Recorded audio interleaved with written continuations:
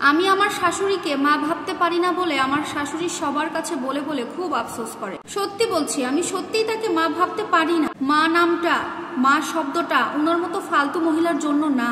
এই বাড়ির বড় বউ আমি। বাড়িতে টোটাল 10 জন সদস্য। সবার সেবা থেকে শুরু করে খাবার দাবার বানানো পর্যন্ত সবকিছু আমি নিজে হাতে করে থাকি। শাশুড়ির বয়স আনুমানিক 45+ হবে, আর আমার বয়স হবে মোটামুটি 24-এর মতো। আমার বিয়ে হতে না হতে 1 বছরের মধ্যে বাবু পেটে আসে।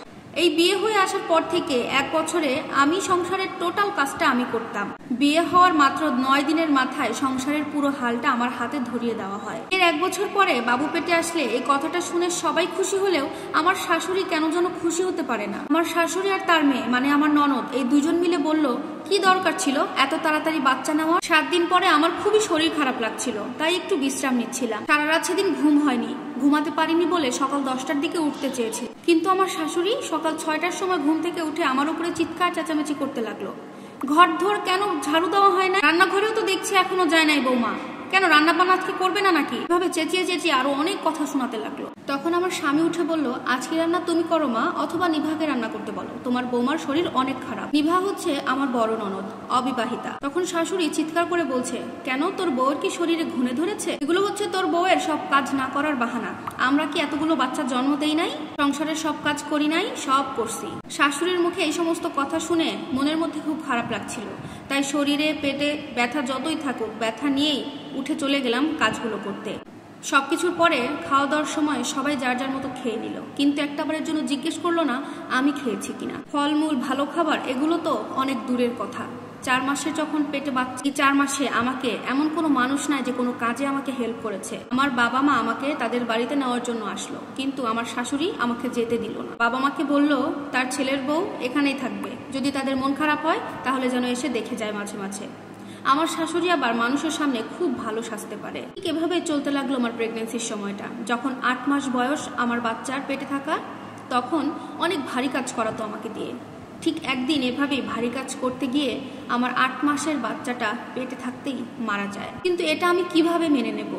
আমার বাচ্চা মারা যাওয়ার পরে গুনে গুনে ঠিক 12টা দিন আমি মানসিকভাবে একদম চুপ ছিলাম, কারোর সাথে কোনো ধরনের কথা বলিনি। এরপরে চিন্তা করি ওই মহিলার নামে আমি কেস করব। এই কথা যখন আমি আমার স্বামীকে শেয়ার করলাম, আমার স্বামী আমাকে তেড়ে আসলো মারার জন্য। অনেক বাজে বাজে কথা শোনালো, এমনকি আমার গায়ে হাতও তুলেছিল। বলছে নিজের পেটের বাচ্চা নিজের খেয়াল রাখতে পারিসনি, আবার দোষ হচ্ছে আমার মায়ের, আমার মা তোকে কাজ করিয়েছে, এটার জন্য তুই আবার কেস করতে চাস? মুখের ভাষা ঠিক কর, মাথার চিন্তা ভাবনা ঠিক কর। এভাবে আমাকে অনেক বাজে বাজে কথা শোনায়। কিন্তু ডক্টর কিন্তু বলেছিল সবার সামনেই ভারী ভারী কাজ করার কারণে প্রেশার পড়ে বাচ্চা মারা গেছে। চিন্তা করা যায় ওই ফালতু মহিলা আমাকে বিয়ের পর বলছিল আমি যেন তাকে মা ভাবি। ওই ফালতু মহিলা নিজের মেয়েকে দিয়ে, অবিবাহিত মেয়েকে দিয়ে একটা গ্লাস পানি পর্যন্ত ভরে খাওয়ায় না, অথচ আমাকে পেটে বাচ্চা নিয়ে গাধার মতো খাটিয়েছে ওই সংসারে। সে নাকি আবার আমার মা। ওই মহিলা যদি আমার মা হতো তাহলে ও আমাকে যত্ন করতো, আমার পেটে বাচ্চা থাকা অবস্থায় আমাকে তুলে খাওয়াতো, আমার যত্ন করতো, খেয়াল রাখতো। তাই ওই সমস্ত শাশুড়িদেরকে বলছি, যদি ছেলের বউয়ের মা হতে চাও নিজে আগে মায়ের মতো আচরণ করো, যেমন নিজের মেয়ের সাথে করে থাকো। এটা আমার সাথে ঘটে যাওয়া প্রায় 3 মাস আগের ঘটনা আপু। আমি এখনো ভাবছি যে ওই মায়ের গোলামটাকে আমি ডিভোর্স করে দেবো কিনা, আমার স্বামীকে আমি ডিভোর্স করবো কিনা। আমি এখনো এটা নিয়ে দোটানায় আছি, কারণ ওই মানুষটা আমাকে বুঝলো না, তার মা যেটা বোঝায় সে সেটাই বোঝে। এখনো ভেবে যাচ্ছি, তবে ডিভোর্সটা এখনো দেইনি। আমি কি করবো বুঝতে পারছি না আপু, যদি পারেন একটু আমাকে পরামর্শ দিয়ে।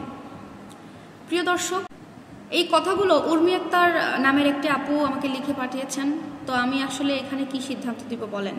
আপু যে কথাগুলো বলছে ওনার তো মানে অনেক খারাপ অবস্থা, তো নিজের বাচ্চা মারা গেলে যে তার কি অবস্থা হয় আসলে এটার উপরে কোনো কথা থাকে না। তো আমি এখনও তাকে কিছু জানাই নাই, আপনাদের সাথে শেয়ার করলাম। যদি আপনাদের কোনো পরামর্শ দেওয়ার থাকে দয়া করে ভিডিওতে কমেন্ট বক্সে কিছু পরামর্শ দিয়ে যাবেন, যাতে আপুর উপকার হয়। সংসারটা বাঁচাতে পারলে ভালো। আসলে কিছু কিছু শাশুড়ির কারণে না অনেক ছেলে মেয়েদের সংসার নষ্ট হয়ে যায়, এটা করা থেকে বিরত থাকতে হবে আসলে। যাই হোক, ভিডিওটা অবশ্যই শেয়ার করে দেবেন বেশি বেশি।